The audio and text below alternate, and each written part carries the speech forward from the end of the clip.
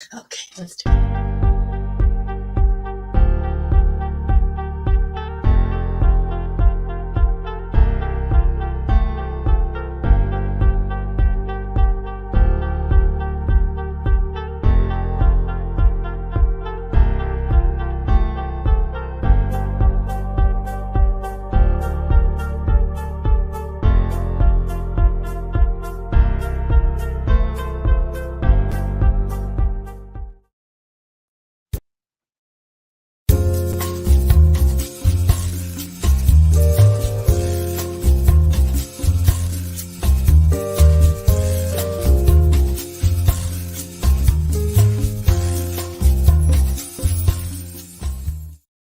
Hey, welcome everybody. It's 7 o'clock on a Wednesday. That means it's time for Sci-Fi Distilled. Hello, Mary Beth. How are you? Hello, I'm awesome. How are you today? I'm doing all right. Well, as can be expected, my dad used to always say. Yeah. So, hey, Bill, how are you? Hey, so we are continuing Star Wars month. This time we get to talk about all the things we love. Last week it was stuff we didn't like. This stuff, it's all the things we like, which is quite a bit. So Which is we a can lot. fill this hour pretty fast. But before we got that, do you have news we didn't discuss? I do. You do. I do have news, but we can that's all around the whatever world here. fly through the news because I want to get to Star Wars and I have a lot to talk about. First of all, can I just whip us all through it? And I know, Rizzo, you don't care as much, but I'm like hooked on this now. Can I whip us through the recent Paramount drama? Because there's some drama llama going on at Paramount. A lot has happened, so let me try to just sum this up as concisely as possible. One, it looked more and more like Paramount Skydance thing was going to happen. So the first thing Paramount did was boot their CEO, Bob Bakish.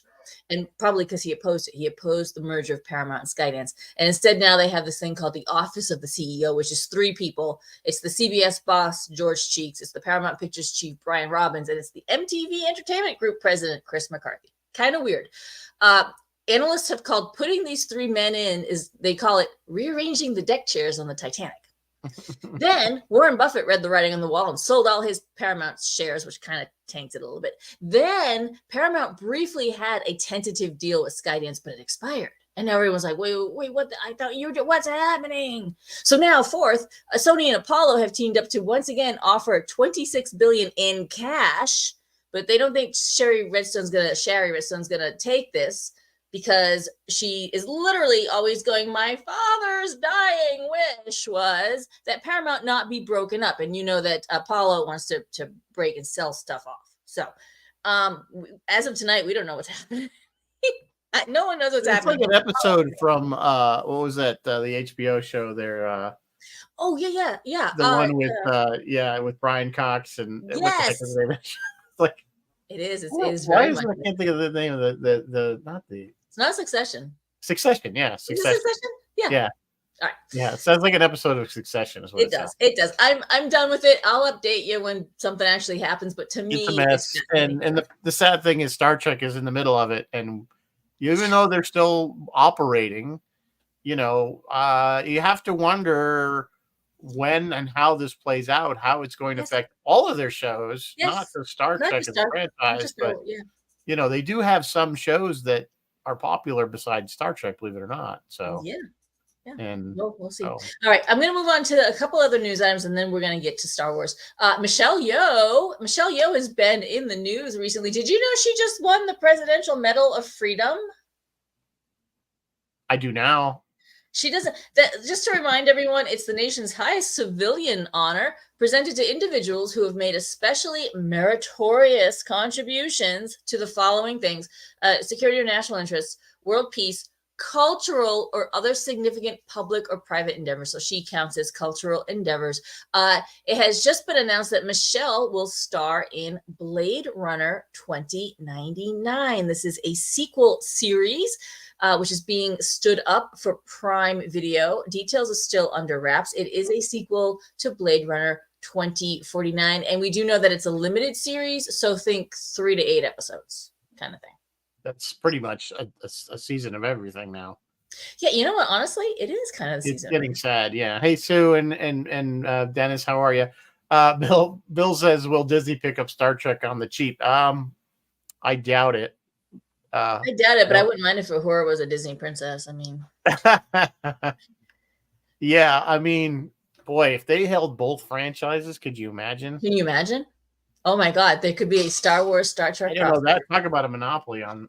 Yeah, talk about a monopoly on our entertainment. But they're not, just so you guys know, they're not selling individual franchises and TV shows off. They're selling off things like Paramount Global owns Paramount Plus streaming service, Paramount Studios, the place that makes movies, MTV, oh no, BET, MTV, Comedy Central. So they're talking about, selling entire big Yeah, things off, not the individual. studios off. I wonder. The interesting thing about this. I know we want to get through this, but I'm wondering when the antitrust laws start to kick in, because if they, like Disney did, let's say, get into the mix and say, we'll buy it or something, that would make them a huge monopoly. Yep. So owning so many broadcast, they own what, Fox, and what, they own CBS, is it Fox they own? ABC, no, they own ABC. ABC. They own a ton. I mean, it's just they own HBO, which is all part of that. Paramount owns Nickelodeon. Yeah, it's crazy. All right, two last little tidbits here. One is The Boys season 4 trailer dropped. I'm excited about that. They are expecting The Boys season 4 to start on Thursday, June 13th. Yep. And just a side note, and I know you haven't watched it yet. I recommend you do. Actually, I started watching Gen V. Did you? Did you watch it? I'm about halfway through it. Okay. I liked it. I thought it was okay. Yeah, it was okay. It was pretty much a lot of the same. A lot of the same. With younger kids. But the spin-off Gen V announced it will not be recasting Chance Perdomo, who tragically just died in a motorcycle accident. They're just going to, give him a nod and then move on with the storyline. Which character was that now? Andre Anderson. Oh, okay. Okay. The black kid. Oh, I didn't know that. I didn't know he died. Yes, I reported a couple of weeks back he died in a motorcycle accident. He's only 27. That's very sad. And then last thing tonight, did you, any of you, and you, Rizzo, did you see the Superman photo that James Gunn dropped? What do you think? I have not seen it. I have not seen it because I'm not a big Superman fan. It was interesting. They started principal photography about 2 months ago. It's not scheduled to be released until like July of 2025, but the photo caused a lot of people to be like, it's not Nicolas Cage though, so that's no, it's not Nick Cage. It's not Nick Cage. Is anybody commenting on the photo? Nope, they're all just saying hi. Hi, everybody. No, everybody's just saying hi, being cordial. So anyway, all right, is that the news? That is the news. What are we drinking tonight? We are drinking, I suppose it's the Galactic Fizz. Ooh. It's vodka, blueberry liqueur, lime juice, simple syrup, which is just sugar and water, and club soda. Delicious. Blueberries and some mint sprig. I think this one would be nice. This one's probably a pretty good drink. This one definitely comes with a matching purse, but I think it'd be okay. Well, I think it would be okay if you put some of that luster dust in there. I bet it would look so cool. Luster dust. You know what I mean? You know what that stuff is? It's just what, edible glitter. Edible glitter. It's all shimmery and sparkly. Yeah, I know what it is. Yeah, I don't never really stock that at my bar, but I also don't have blueberry liqueur. So, but anyway. I bet you could use blueberry vodka in there too and really kick it up a notch. So I guess full disclosure to all our viewers, if we actually did every single movie and series for Star Wars, we'd be covering like 27 or 28. Yeah, we'd be here for a while. We're not going that deep. So we're just going to be talking about, we're not going to go movie to movie or we're just going to talk about, I don't know. I didn't really think about this too carefully. I have an entire page of like every single thing with like what I like. Yeah, I mean, we could just kind of start. I mean, obviously for me, the movies always impacted me. The first movie, of course, was a huge impact in my life. And I've discussed that, how it was for a lot of kids my age. I mean, life was Star Wars in 1977. 78, 78 and 79, 1980. 1981. You know what I'm saying? It was like for 10 years almost. That's all there was. I mean, for a lot of us. And it wasn't just the movies, then you had all the toys, and it was just kind of I never can think of anything else in my life that impacted me at that level. Like for some reason that you became such a focus for so long. Yeah, and I mean, what were we watching? We were watching Dukes of Hazzard and Wonder Woman and the Incredible Hulk on TV. Yeah, I mean, there was a lot of good stuff. I mean, even Battlestar Galactica came out, of course, as a result of Star Wars. So there was a lot of good things that came out of it. because of the popularity of it. A bad thing that I actually would say that did was that Star Trek became motion picture instead of a rebooted TV show. That I think was a bad thing. I think it would have had been better had we gotten New Voyages, or Phase 2 or whatever they called it. Yeah. Phase 2, I guess, or something. But, so I think because that was, again, Paramount was we're jumping on the movie bandwagon. They got to get onto this spaceship stuff. So, but we got, Battlestar and then Buck Rogers, and think about all the things that it spawned. So many, you're absolutely right. Not only did it spawn things, but I kind of play this little game where every movie I watch, I look for the nod to Star Wars, because I actually think that every single movie that has been made since A New Hope has a nod to Star Wars. Yeah, I mean, there's tons of pop references in so many movies. I mean, even Firefly had a little frozen Han Solo in the alley area, So Bill saying, your older sister can't believe he saw it doesn't tie. Yeah, I've seen it about I think between 75 and 100 times in the theater. So I got that beat, Bill. But yeah, the funny thing is, as you guys know, I'm part of Rebel Legion now, so I'm trooping with a lot of these people, and I'm like one of the only ones that's seen the movie in the theater, the original. There are a lot of them so much younger than me. There's a few older guys, but most of them are probably in their 30s. I'm stunned. So when I keep saying, I was there, 5/25/77, I was there, and they're like, and do they all see like the remastered and think Han did not shoot for like what is? No, that's a good question. I'll have to bring that up. About the what their opinions on the remastering is, because a lot of them wouldn't have grown up with even being able to see the original cuts. Unless you download. Although I do know some of them do. They know that they can go and you can grab the bootleg copies off the internet of the remastered original versions. So, anyway, So from that standpoint, we got some good stuff. I think we're not going to talk about bad things, so I don't want to talk about the re-edit. But so either the movies, I think, and Lucas always says, it was made for kids, and clearly it wasn't just made for kids. It clearly touched. But it's the kids inside of the adults that liked it too, because it wasn't just, obviously it spoke to more than just children. And we kind of see that it seems like more of a British thing than an American thing, but we see how many British kids TV shows became massively popular with adults, even more than they ever were with children. When you look at things like Doctor Who, which again was kind of originally as a kind of a sort of a kid show, I believe, when it started, and then you had like Thunderbirds and all those other shows that Jerry Anderson did out of the puppets, but they became massively popular with adults.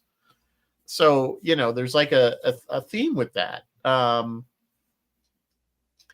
Bill, it wasn't the original run. It was in a second theater. Was asking if I had seen all the 100 times the original run. It was between Empire and Jedi. There was a summer where a local theater ran it, and for $1. And me and my friends went every single day. Did you watch it multiple times per day, or no? Just the once. So, but the theater was only like a 5-minute ride from where we lived in our neighborhood, and his one kid's mother was very accommodating. Drove us down there. She was thinking free babysitting. You got 2 hours of 2 hours, 2.5 hours of not having to deal with us. So there was that. So let's talk. What are your favorite moments? So let's just talk original trilogy as a whole. Favorite moments out of the original trilogy. Well, the whole, to me, it would have to be the cantina scene for sure. Yeah. The opening scene from A New Hope, of course, is really quite epic. The binary sunset. Ugh. And so the cantina scene, and then of course I think the Yavin battle. To me is of course the highlight of that film. So those are the ones that definitely stand out to me, and I still get a little goosebumpy at the end with the whole fanfare. And you got to talk about the music as part of this love, is because John Williams did such a brilliant job.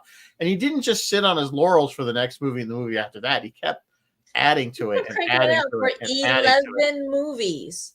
Yeah. Because by the time he got to Phantom Menace, he was cranking out Duel of the Fates, which is fabulous. Yeah. And there's some really great moments. It wasn't John Williams anymore, was it? But there are some really great moments in the sequels too, music-wise. Yes, absolutely. Yes. No, John Williams is a genius. Yeah. When it comes to this sort of thing. And so, yeah, the music alone, much like Indiana Jones was, or Raiders of the Lost Ark, so you say before they called it Indiana Jones. And he did Jaws. Yeah, we need to have he's done, but I mean that those epic, some of those we all love. Like it's like, yeah, and if you live or listen to some of his other stuff that's not even as mainstream, like the music for Empire of the Sun, which is another Spielberg movie, which I've talked about. And if you haven't seen it, you need to go watch Empire of the Sun, which is not a science fiction. It's a story about Second World War and prisoner. Anyway, little Christian Bale. But again, just epic. Just he's done so many great. Oh yeah, Superman. I would love a John Williams night. Yeah. Yeah. Superman alone, But anyway, I get off the topic. So that would be my thing for. So what would you say? I mean, would you agree? I mean, for episode 1. So for New Hope, I wrote. So for the original trilogy, for A New Hope, I literally wrote, guys. I mean, I wrote these words. I mean, come on, because it's the new. I mean, oh my god, every single part of it, every single part of that movie is forever. It's burned into your brain. Burned, yeah, burned into my brain, and in my heart, and it will never. So for Empire, and just full disclosure, of the 11 movies, I'm ranking Empire Strikes Back as my personal number 1. I think it is the very best movie out of all of them. It is the very best of the pack. Why? Bespin, Hoth, Dagobah, Carbon Freezing Hand. I love you. I know. Do or do not. There is no try. Yeah, oh my god. Yeah, no. I've said this before. Empire is really the better movie. It is. It is a better movie, but in my heart, Episode 4, New Hope, whatever you want to call it, will always be Star. It's always that's the movie, because that's the one that drew us all in. But you're right. Empire was one of the best, if not the best, sequel of any movie ever made. I mean, it just took the story and continued it on when they really could have just left Star Wars alone. When you think about it, the Death Star blown up, boom, and you assume that was that things were going to go their way after that, and that was the end of it. But we know it didn't quite, because obviously they left the door open with Vader. They not dying at the end. Yeah. And then of course the Emperor is still there. They didn't really mention the Emperor much in that first movie. It really wasn't. You kind of almost think Darth was in charge. Yeah, you do. Yes. I mean, you got to remember what it was when you got to get into that bubble that you don't know anything else. Palpatine in Empire. No, you don't know it's Palpatine. In Empire Strikes Back, you just know he's the Emperor. The Emperor, right. And then in Jedi, I think it kind of starts. So for Jedi, I wrote on my notes, great storytelling for Luke. Like, he's like, I'm a Jedi, like my father before me. His whole final battle, the redemption of throwing him down down the shaft. Like, oh my God. I didn't care. Ewoks, no Ewoks, whatever. I did not care. But just Luke's storyline coming to its right, and that's the arc, and the arc of we find out of Vader / Anakin, where he's ultimately redeemed. Yeah.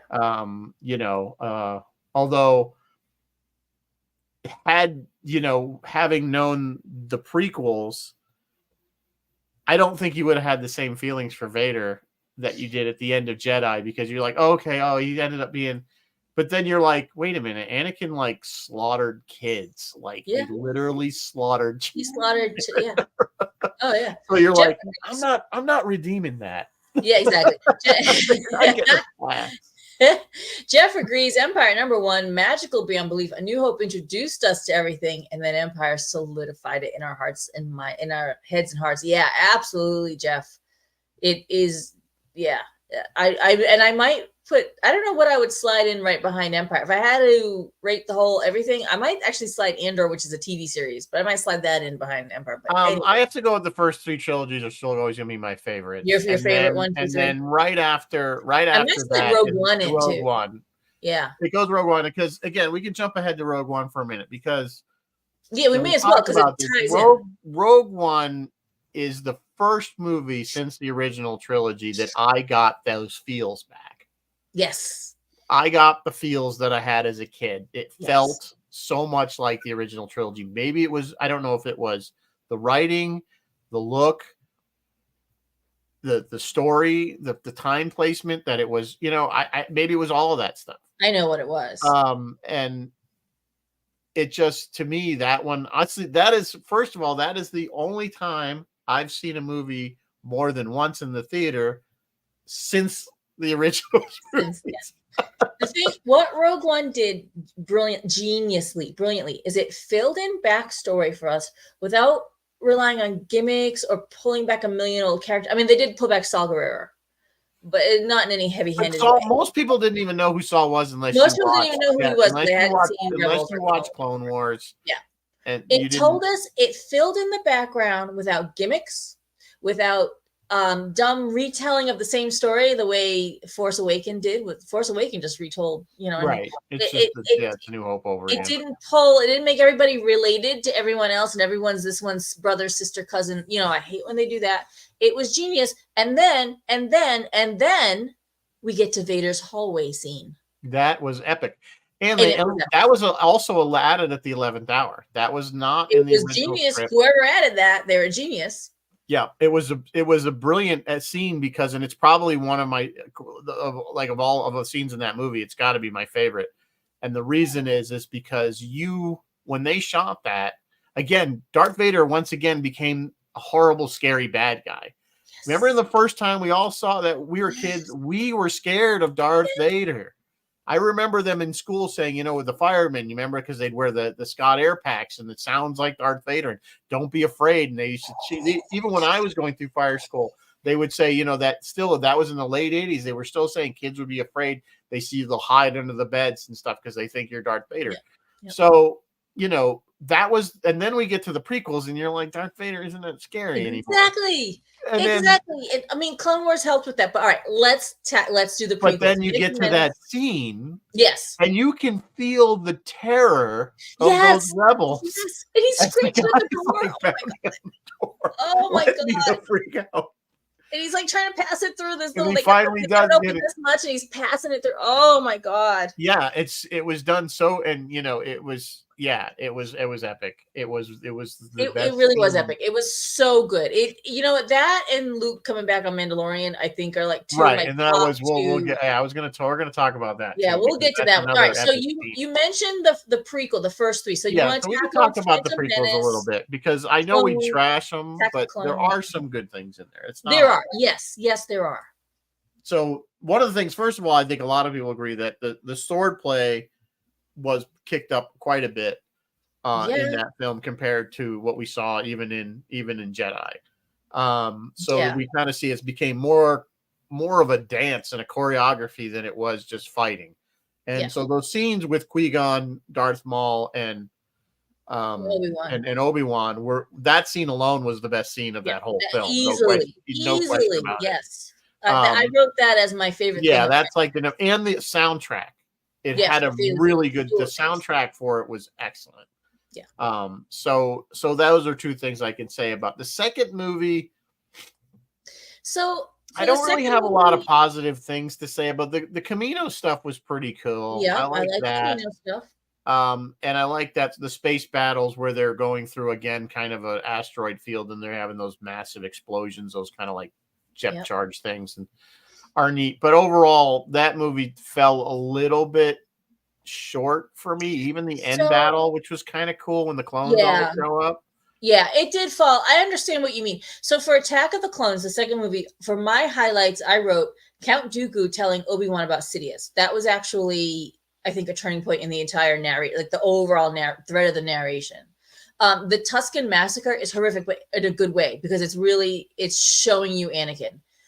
We see Obi-Wan kind of in investigation mode the whole movie, which is kind of cool. But I really enjoyed not the battle at the arena. I mean, I guess I enjoyed the battle. You could always pick out Mace Windu's purple thing, but I enjoyed Yoda coming in with the stormtroopers. It was like the first time in your life. Yeah, you saw Yoda. Yeah, that battle, people. and then he fights Sidious again at the end of yes, whatever the hell's the name of the third movie there. I know. I know. But yeah, that was the Dooku battle was pretty good in that film too, I guess. Yeah, I have to say that was all right. That was okay. So I thought there was some good storytelling. You and I did like. I will say, I just want to. Sorry, I didn't interrupt, but I did like the fact that we got to see a lot of Coruscant. Yes, I did too. Coruscant street level, yeah. Yeah, street level and stuff like that. Even if you want to call it that, because there was no ground level, is ridiculously low. Yeah, I agree. So anyway, sorry. Go ahead. You were saying. I was going to say you and I both agree that they were rushing the Anakin story, but when we get to clones later on in the hour, we'll talk about that. So then comes Revenge of the Sith. And this has one of my actual favorite scenes. This has the scene of Palpatine sitting in that opera. It was a show or an opera. I don't know what the hell it was. It was something they were watching. And Anakin comes in and he tells Anakin about Darth Plagueis.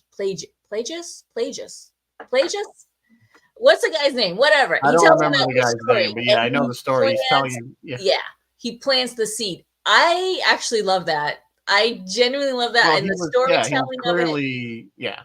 What aggravated me, I think, about the two of Clone Wars and Revenge of the Sith there, I think was I get so frustrated with the Jedi Order and the Council because they seem so clueless.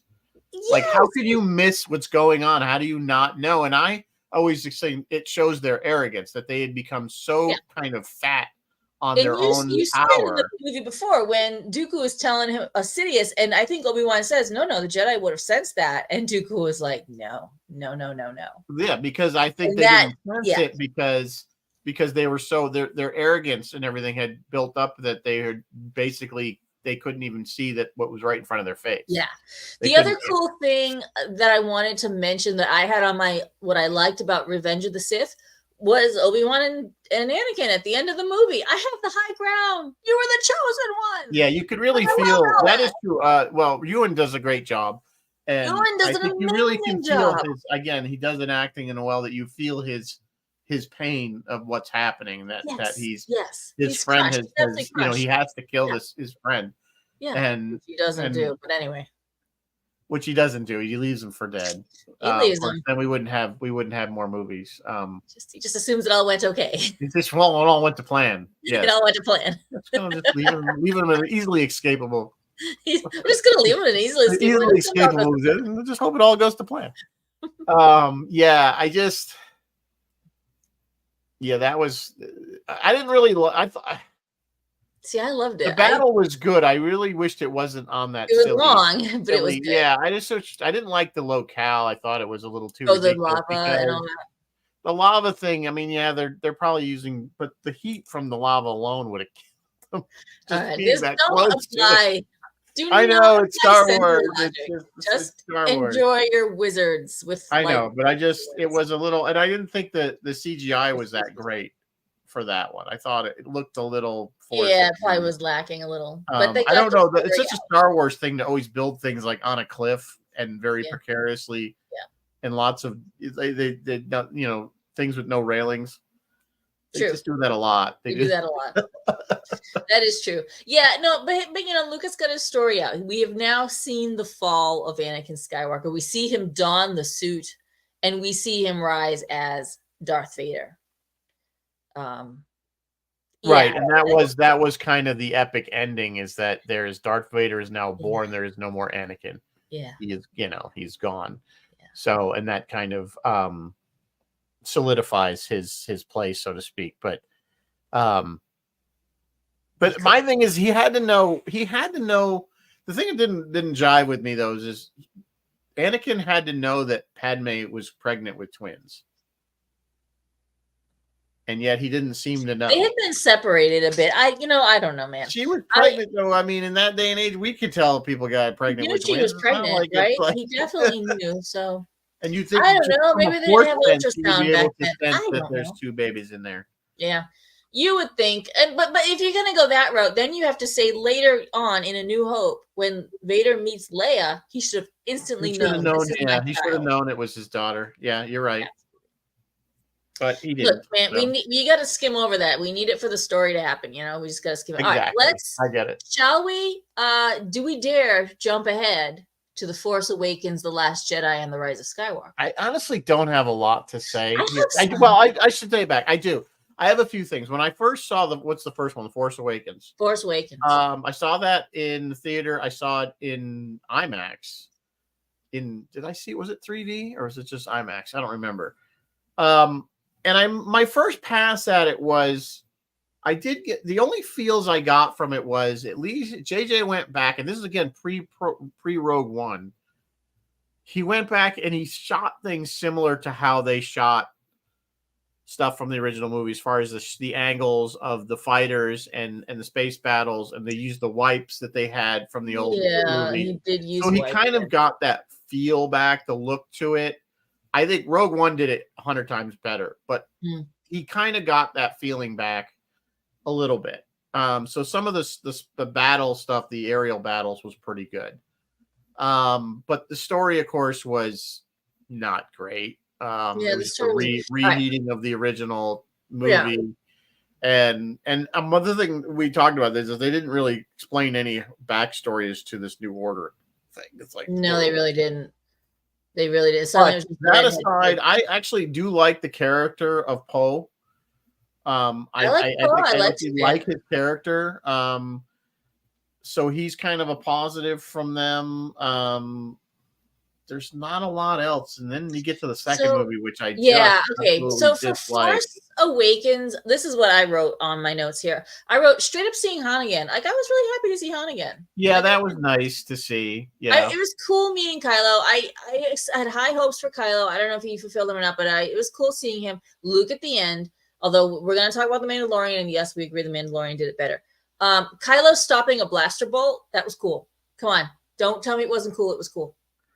Well, it was Vader. That's a Vader move. It was a Vader move, which he was trying to be. Vader do that, right? And Kylo killing Han. I can't decide whether I want to. And the thing with Adam Driver is, like, that was like one of the first things I ever saw him in. I'm like, I just didn't. Oh, I really? didn't I've seen a ton of Adam. Yeah, I just hadn't. And I hadn't. I hadn't seen him in anything really other than that, and I didn't really. I just thought it was another whiny, and just didn't work for me. But I actually have a lot of respect. I actually seen him in other stuff. I like it, and I actually like him a lot. In fact, you ever see Logan Lucky? Yeah. Or Lucky Logan or Logan Lucky. I think it's called Logan Lucky. It's about a heist movie, and it's very funny. And he's kind of one of the stars of it. So I highly recommend if you never seen it. Yeah. It's good. And that movie alone kind of made me a bit of a Adam Driver fan. Yeah, I like it. So, but I didn't really care for the Kylo Ren character. They didn't really give up. They kind of did eventually flesh out the fall of Ben. Yep. Ben Skywalker, or Ben Solo rather. But Ben Solo, yeah. It just didn't really. And again, that was something they played with in a lot of the novels, that Ben was always kind of on the edge of yes. But you're right. It's not fleshed out. You're absolutely right. But we got to try to enjoy. This is what we love about Star Wars. So we have to try to enjoy a little. Another little moment I liked in Force Awakens was was it the end? The fight at the end. Kylo's reaching for a lightsaber and it flies past him and it goes right to Rey. I like these little moments. It's just cool. Yeah, again, it was a little forced because she was so ill trained that, and he was supposed to be this ultimately powerful. It would have been like Luke going up against Vader in the first movie. Yeah, I suppose. It was just a little too didn't hold water for me. But again, we're trying to be positive here. I have a tough time being positive on those. All right, let's get through Last Jedi and Rise of Skywalker so we can move on to things that you can be more positive. So for me, for Last Jedi, I wrote the Luke and Kylo fight. I loved it. I loved Mark Hamill going like that. The whole little maneuver. When Kylo and Rey fight the Praetorian Guards in red, that was a great scene. It was beautifully shot. And that moment of Luke hugging Leia. Is he already dead? Yeah, I think he's already dead, but he's like ghost hugging. Oh, it was so sweet. And we get to see Yoda again. So there were some good things in Last Jedi. I gotta watch it again. I only watched it once and I didn't like it. You don't remember any of that. The Luke and Kylo fight was so good. Like it was. Yeah, no, I remember. I mean, anytime, yeah, you see. I just think again. I think I would have rather have seen. I don't think they should have never brought it back. The original characters in that way. It should have been, if they were going to do it, they should have brought it back in like the 90s when they were younger and yeah, I guess pull it off. But anyway, so just rolling back now away from that, we could talk about TV shows. Okay, yeah, so you want to do Rise of Skywalker? Luke finally lifts the X-Wing. Ben and Han. Ben arriving at the end and Rey force passing her saber to him. It was good. Come on, there were some good moments. All right, so TV shows. I just don't like the whole storyline, so. So it's hard to have an epic moment when you're not a fan of the whole storyline. They were epic. Go back and rewatch. You know, maybe I should revisit them. Like I was researching for tonight, and even I was kind of like, I should really go back and rewatch some of this stuff because, like, maybe it's better than I remember it being. Yeah, I do. All right, what do you want to do? Let's go back. Let's move. We'll roll back because we'll go back. Well, we can talk about. First of all, if you haven't seen Clone Wars or Rebels, you need to watch those because they do a very good job of filling in all the space between Jedi and basically like the Mandalorian. Well, no, and I'm sorry, that's all pre New Hope. What am I saying? So it fills in the gaps between the end of the Revenge of the Sith and, well, I take that back again. Okay, sorry. Clone Wars is between the movie Clone Wars and Revenge of the Sith, and then Rebels picks up after that, if I'm not mistaken. Correct? Yes, it's after, but before New Hope, because the Rebels hadn't really formed yet. That was part of what Rebels was, is that it was still the early stages of the Alliance, and we see more Saw Gerrera. Yep, we see more Saw Gerrera. And then we also, the cool thing about Clone Wars is not only do we see that fleshing out of Anakin's story, and Obi-Wan, we learned about Obi-Wan was not a perfect person either. And I kind of had this discussion with Alex the other day about Obi-Wan because she was kind of trashing Obi-Wan a bit. And I was like, Obi-Wan was not supposed to be a hero. He was never a hero, in my opinion, a character. He was actually a bit of a tragic character because when you think about his arc, he was never really a hero. He was barely hanging on. Yeah, when you see what he wasn't. He didn't want to train Anakin in the first place, but he took it on because he made a promise to Qui-Gon. Yeah. So, and he screwed it up because even he admits he should have just had Yoda train him and been done with it. And then in the end, he has to kill the kid. So, I tried to raise you, but I gotta kill you. Yeah, I mean, it's just when you think about it. So he's almost a tragic figure, not a hero figure, in my opinion. So, I mean, disagree with me if you want. I mean, and we see again in Clone Wars, you kind of see because he has the little affair with what's her name from Mandalore. He's got that thing going on. Oh yeah, that's right. Celine. No, not so. Whatever the queen was, he was kind of had a little thing going on with her. So we kind of see that struggle going on with him, that he's not a perfect Jedi either. Yeah.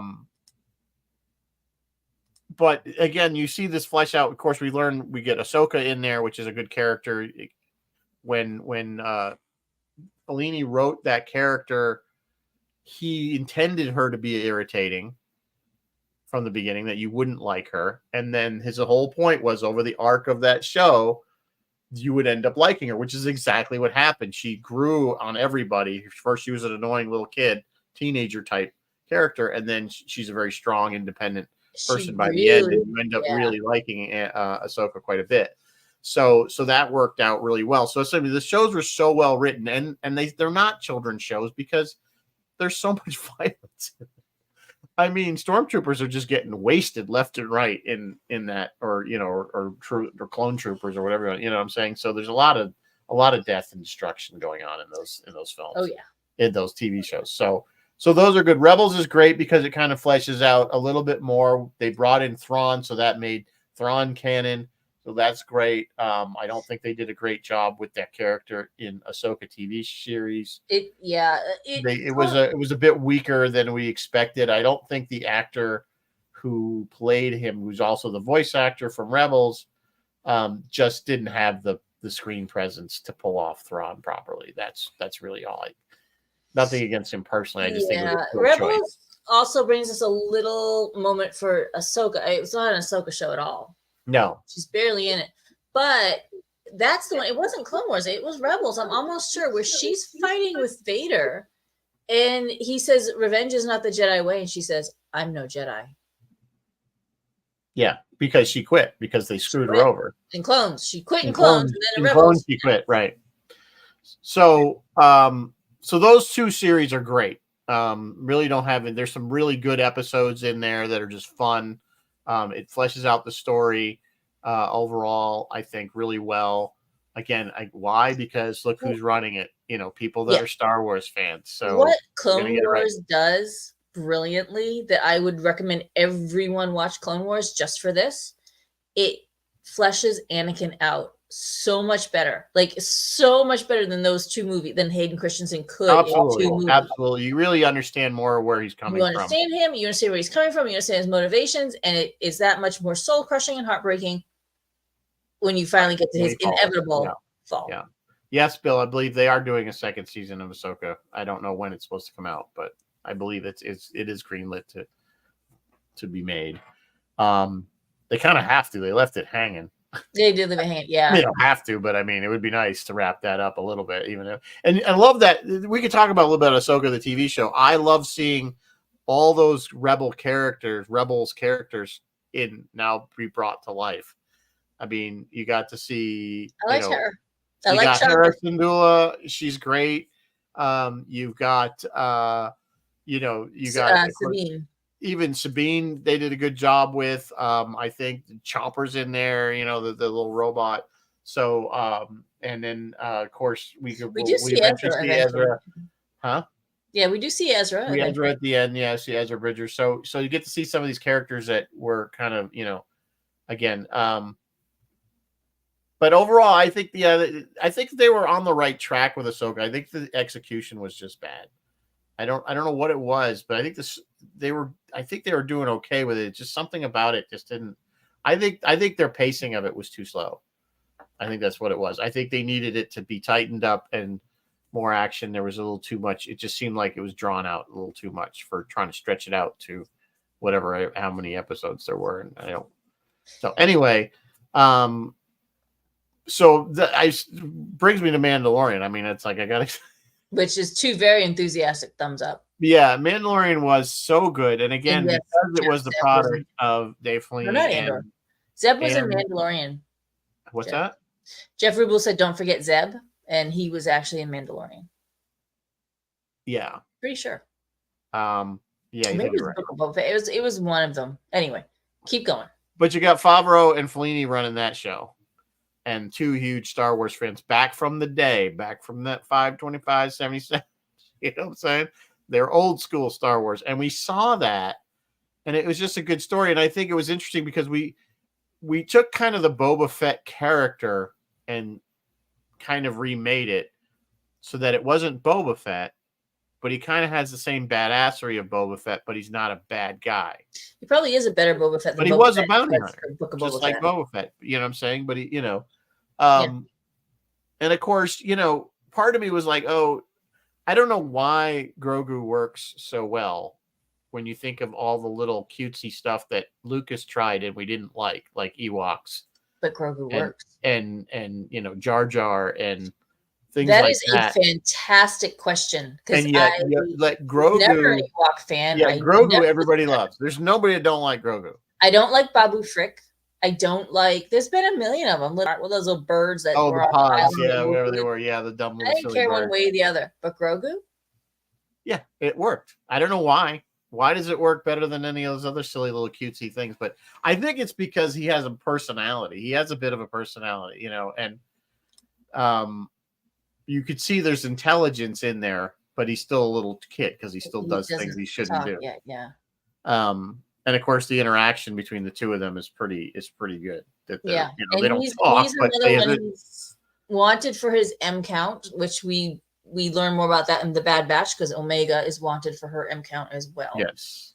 So yeah, and then they're fleshing out the whole cloning backstory, right? Which is where they're leading to the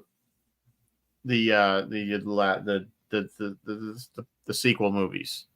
That's where there's cloning the Emperor to make. When Pogo somehow Palpatine survived.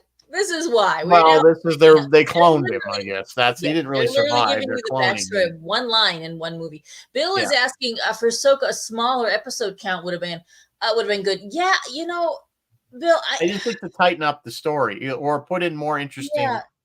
I don't know. I liked Thrawn. I liked the Witches of Dathomir because that was Claudia. The head witch was Claudia Black, my girl. I love her. And I actually really liked the Balin Skull and Shin Hati story. Yeah, that was good. I mean, there was a lot of good things in it. Like I said, there's a lot of elements. It just didn't. They didn't put the puzzle together right. You know what it was?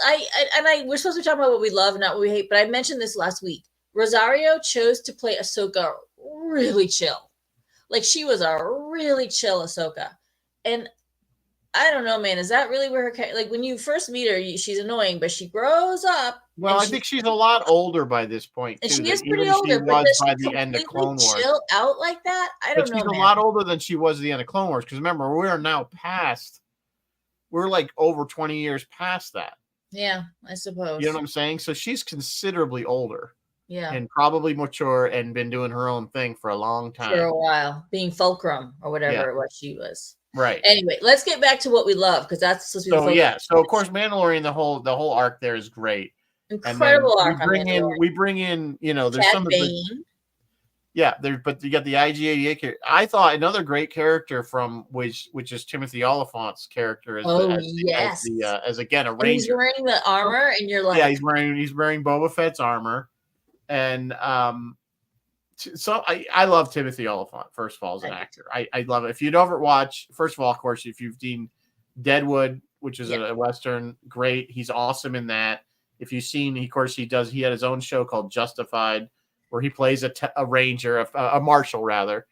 Plays so he always playing a marshal. Seems like his thing. He's playing a marshal in Deadwood. He plays a marshal in Justified. He plays a marshal in Mandalorian. Like his thing is martial, but I want to see more of that character. I would too. Somehow, I want to see more of that character. I would too. I want to see more. I love his acting, and I love just his whole. I liked Fennec Shan. Fennec was great. Yep. I liked the lady that fixed the the mechanic. I don't know her name. Either her character name. There's a lot of good characters. Yeah. I can't think of either her character name or the actor. We got what's his name? We have the guy that just recently passed there. That played Balin Skull? The guy, I can't think of his name. You'll think of it. Here's what's cool about Mandalorian. Mandalorian brings Star Wars kind of back to some of its roots, sort of, not quite. I know a lot of people point and say the roots were actually Kurosawa, which is true. Yes, the roots were Japanese. But then came the Westerns that were based on the Japanese things. And Mandalorian pulls it right back to those Westerns.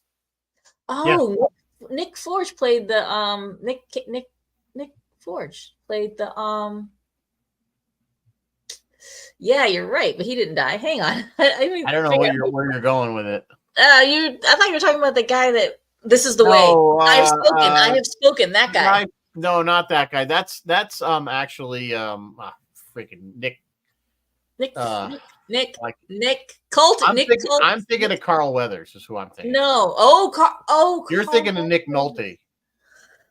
I'm thinking of Nick Nolte. You're thinking of Carl Weathers. Carl Weathers, we just recently passed, and yes, and he plays that Grief Karga. Yeah, Grief. And then of course we have to talk about my man Giancarlo.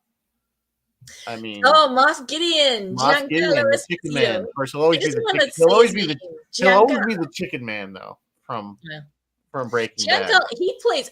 Oh, he's in The Boys. Oh my God. Yes, he also is in The Boys. He always plays kind of the He same plays the character, best characters. but he does it so well. He I does. got to meet him actually in Ottawa at the Ottawa Comic Con. It was really great. He's a Is really he nice guy. cool? Yeah, he seemed like a nice guy.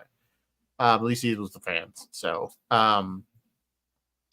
but yeah. So, but of course, the whole arc we get to season 2 at the end, and we're screaming. I We're mean, screaming. spoiler alert, but you see the X-wing, and even I was like sitting there. It's no, my wife is going, it's Luke, and I'm like, no, they wouldn't know. It's not Luke. It's somebody else. It's like Ahsoka or something in the X-wing or something like that. And then you realize I was like literally stunned. I was like slack-jawed when it was Luke. Well, he And gets of course, out, and that at first it's epically black and white, just but you can see he's wearing a glove, yeah, right? And yeah, you're like, yeah. And then he just and then it's in epically color. mows through all those You see the green lightsaber. yeah, all those droids, and it's a very similar scene in a way up to the Darth Vader Rogue One scene. Yeah, it is. Where he Yeah. kind of rips through them all like nothing. He's going down the hallway, just like you just like, yeah, they're just like they're toys. You know what? You're right. That's a very Vader scene for him. Interesting. And he does do some of the same moves as his dad. I'm pretty sure people get thrown up against the ceiling and yeah. So it was of course you're all just about cheering when you see this, and they did it so well. Oh yeah. And again, that's the kind of thing we want. Yes, it was, and then there's the guy that did the deep fake afterwards even did it better than it really looked like. You know why? That was one of the best, because stuff leaks all the time. That was a good kept secret. They kept that secret. Yes, they kept that secret. In fact, I was watching Katie Sackhoff was talking to Fennec Shan. No, not Fennec Shan. Who else? Yeah, I guess Fennec Shan. Ming-Na, somebody, and she was like, "Did you know?" And Ming-Na was like, "Yeah, I knew." And Katie Sackhoff who was in the scene was like, "I didn't know until we got there and we filmed." It's like, oh my God. They really kept it under wraps, and it was like under penalty of death. Yeah, if anybody leaked it. So, and again, I think a lot of that, where that comes from. I think so many people respected Favreau, the people that work on the show, that you know what I'm saying? There was so much respect for him that they kept that secret because they wanted it to work. They wanted people to have that reaction. Yeah. And I think that has a lot to do with it. I think when people respect who they're working for, they're going to take that extra effort and keep I would hope so, yeah. And all I can say to those guys is surprises again. I want more. Yeah. Surprise me again. Bring someone else. I mean, do something. Yeah, just don't overdo it. You know what I'm saying? And don't do it for. I mean, that one it fit appropriately, because we had been speculating. Is Grogu going to be a Jedi? Is he going to go to Luke's school? Because I think we knew Luke had a school, right? Because remember, this is shortly after Jedi. This takes place. Yeah, like a few years after Jedi. In fact, we had already met Ahsoka, I think, at that point, or is this still to come? Maybe it was. We hadn't. No, we haven't. Ahsoka doesn't come till the next season. I don't think till the next season. I don't think. No. I think you might be right. I think we've already met Ahsoka at this point. I don't know. I think I'm getting my timeline within Mandalorian. Yeah, I know. I get regardless of it, it worked out. Yeah, you were kind of wondering where's Luke in all this, and that's why. So it fit. It made complete sense that he would show up. Of course. You know what I'm saying? It does. It doesn't. They didn't shoehorn it in just to make it fan service. Where are you? Martin was supposed to fly to London. I thought he was on his way to England. So thank you if you're on a plane or something. Are you on a plane watching us? What's happening? Sci-fi over the Atlantic. Sci-fi over the Atlantic. So Mandalorian. I mean, I can't speak highly enough of it. Oh yeah, it was such a good show. It was a good show. I know a lot. It's so funny because I'll read like some of the hate. There's always hate people, and it's like, what could you possibly not like? Everything was good. Bo-Katan stuff was good. The Bo-Katan stuff was good. I mean, the third season was definitely the weakest. But I think I love the fact that they brought in Katie Sackhoff as Bo-Katan. I think not only did she voice it well, she fits the actor, the build well. So that was great. And again, that was Fellini's plan all along. He had said to her, like, oh, like what, did you ever play the real life version of her, the live version of her? He's in Newark. Okay. So, okay. So All right, only Sci-Fi over New Jersey. That's just Sci-Fi not. New That's Jersey. just not. That doesn't have the same cachet. What else do you want to talk? Do you want to talk Bad Batch? Do you want to talk Book of Boba Fett? Well, there are so many things. Book of Boba Do you Fett. want to talk Kenobi or Andor? All right, Andor was great, and I call it the adult Star. I call it Wars that too. because it is a much darker story. As Rogue One had some darkness to it, and I think that's another thing I liked about it. It wasn't, they always talk about Star Wars good versus evil, but we kind of see the rebel side had some evil in a lot of the way that Cisco had to do some bad things during the Dominion War. The rebels had to do some not so great things to get their agenda over too. So I think we saw that a bit in Rogue One. We see it a lot more in Andor. And that whole story arc, we know where he ends up. Yes. Which kind of becoming a Star Wars thing. We meet these people, we see their end. Now we're going to go back and see that. I can find out. Yeah, that's I don't necessarily am a big fan of that because it takes away that they have to get to that point. We're still willing to go along on the ride. But it was a good show. It was really well written. Amazing show. Andy Serkis. One of the best prison break shows, prison break stories that I'd seen on TV in an age. Seriously. No, yeah, you're right. And they're building parts. The irony is they're building parts for the Death Star, which is kind of cool. You didn't realize it until they started to see all the bits and pieces coming together.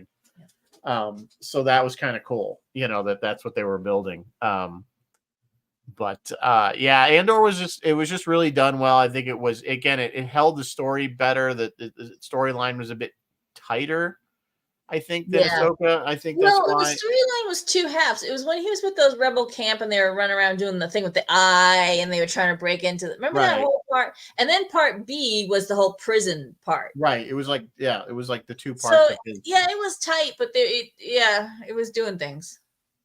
So we'll see. That is getting a second season. It's not until 2025 though. It's a long wait. So we got a long wait for more Andor, unfortunately.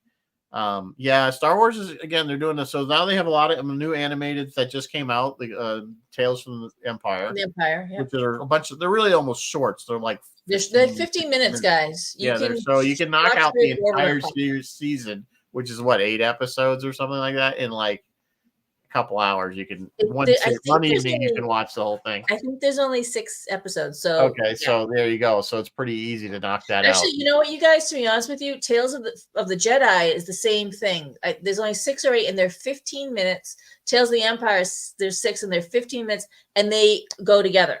They're meant to go together. Light side, dark side. So I would shotgun them, honestly. I'd just watch them all at once.